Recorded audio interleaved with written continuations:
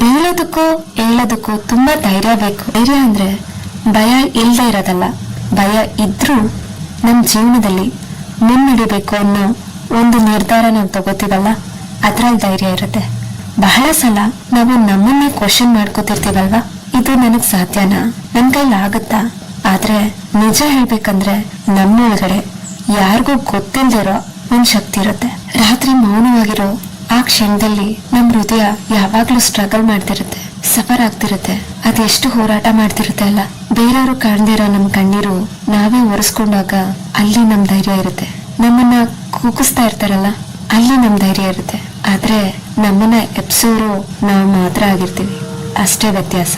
ಜನರು ನಮ್ ತಪ್ಪುಗಳನ್ನ ಯಾವಾಗ್ಲೂ ನೆನಪಿಸ್ತಿರ್ತಾರಲ್ಲ, ಆದ್ರೆ ನಾವ್ ಮಾಡಿರೋ ಹೋರಾಟ ಇದೆಯಲ್ಲ, ಅದನ್ನ ಯಾರು ನೋಡಿರಲ್ಲ.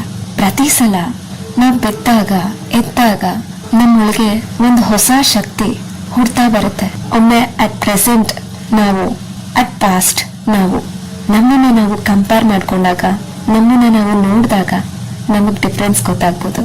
ಆಗ ಅನ್ಕೋತಾ ಇರ್ತೀವಿ, ನಮಗ್ ನಾವೇ ಕ್ವಶನ್ ಹಾಕೋತಾ ಇರ್ತೀವಿ, ನಾವು ಎಷ್ಟು ಮಟ್ಟಿಗೆ ಇಷ್ಟು ದೂರ ನಿಜವಾಗ್ಲೂ ಬಂದಿರೋದಕ್ ಸಾಧ್ಯನಾ, ಇದು ನಾವೇನಾ ಅಂತ.